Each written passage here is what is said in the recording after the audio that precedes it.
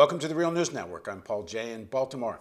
And on Sunday night, President Hugo Chavez won re-election in Venezuela. Now joining us to talk about the significance of these events is Mark Weisbrot. He's the co-director of the Center for Economic and Policy Research in Washington, D.C. He's a regular columnist for The Guardian and a regular contributor to the Real News. Thanks very much for joining us again, Mark. Thank you. So before the election, there was all kinds of speculation about whether or not the opposition was going to challenge the results. President Chavez himself was suggesting they were setting up conditions to challenge it. And early on in the evening, Reuters and a few other news agencies were reporting that the opposition candidate was actually about to win, which people said, oh, there it is, they're getting ready to challenge. But Chavez won, and no, there was no challenge. What's your take on this? Well, the opposition for a long time has always had a plan B.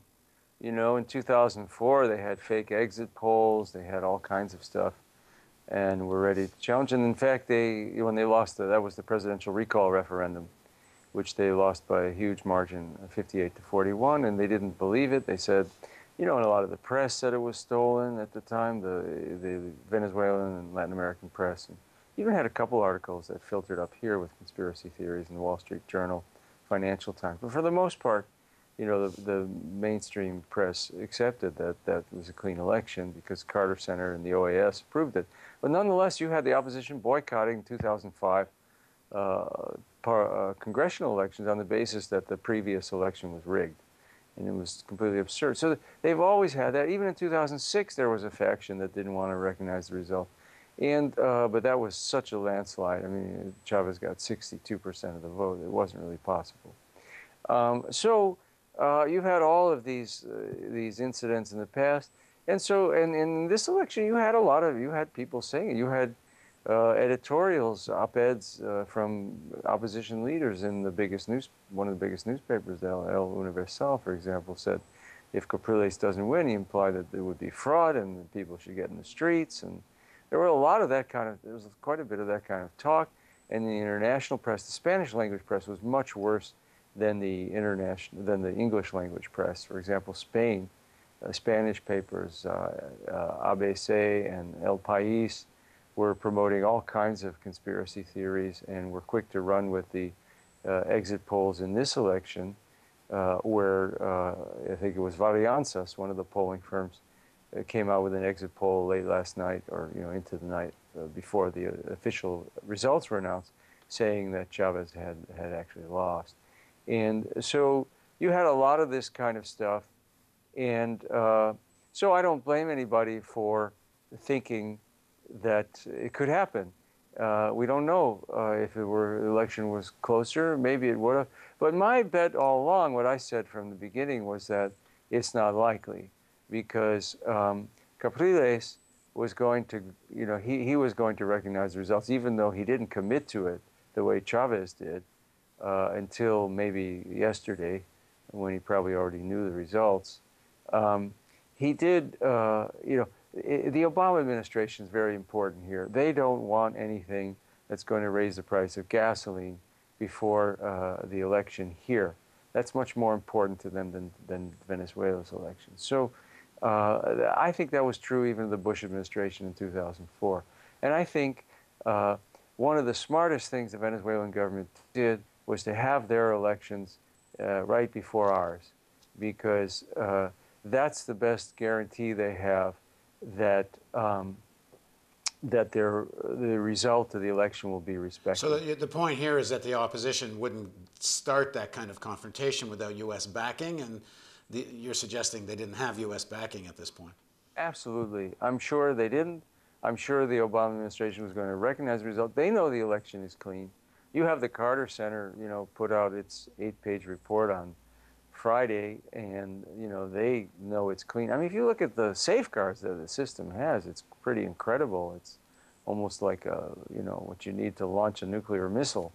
You have these codes that nobody even has the whole thing. The three different parties, the opposition, the government, and the CNE, all have to be able to produce their part of the security code in order to get into the electronic system. So it just, the media wouldn't have gone with it either. And so Capriles would have been crazy to challenge it. Now, in the lead up to the election, the American media was mainstream media was very, very hostile to Chavez, and of course one expects that from the Wall Street Journal and the Washington Post and such.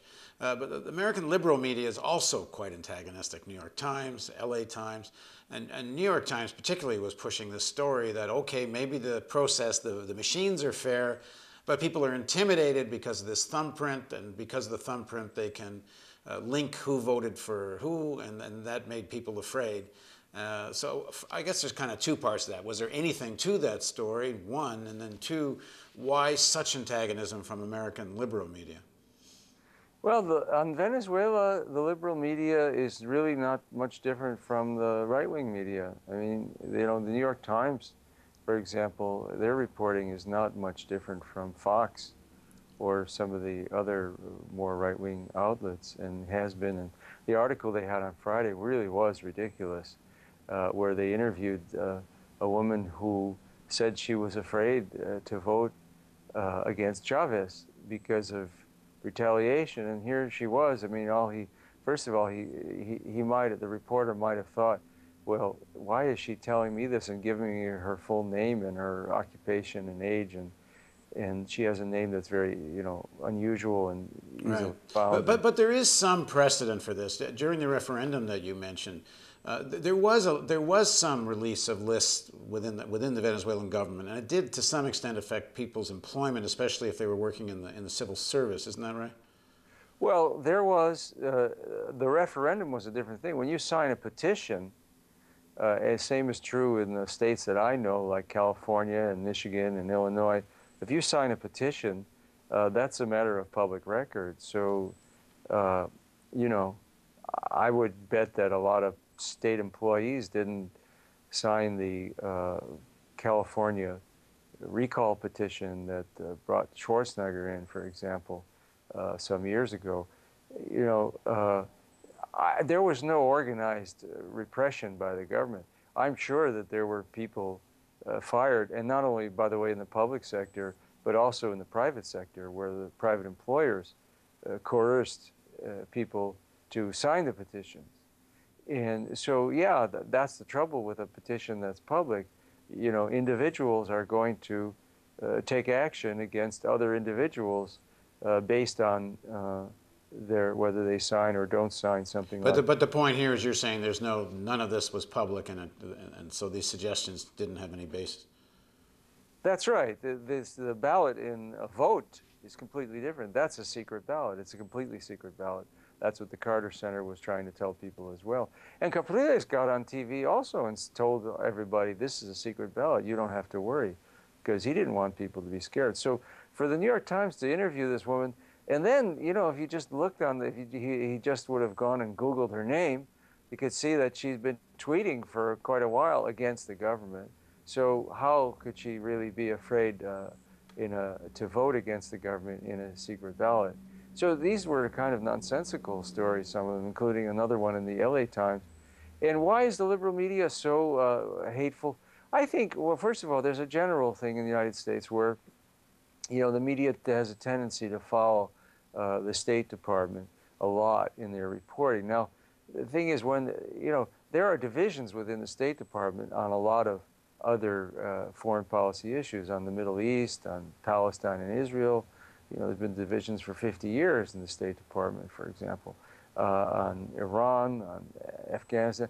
On Venezuela, there are no divisions. They all hate Venezuela. They all hate Chavez. They want to get rid of him. They've been trying to get rid of him for 10 years. So the media reflects, I think, that unanimity here in the foreign policy establishment. There's absolutely no dissent.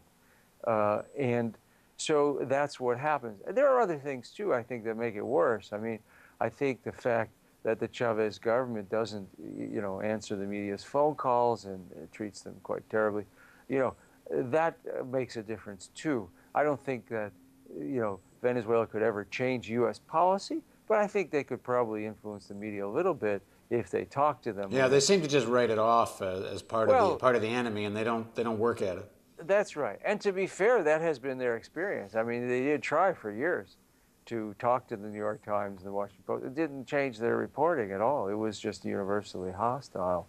There was a period where the New York Times reporter, for example, Juan Ferrero was there, and he had about a year or so of relatively balanced reporting, but then they got rid of him and he went to the Washington Post. So that was about the only period you can think of where you could actually get something. But it's really striking. I mean, if you read the news here, you can't even find anything good about this country. I mean, it's like North Korea or something.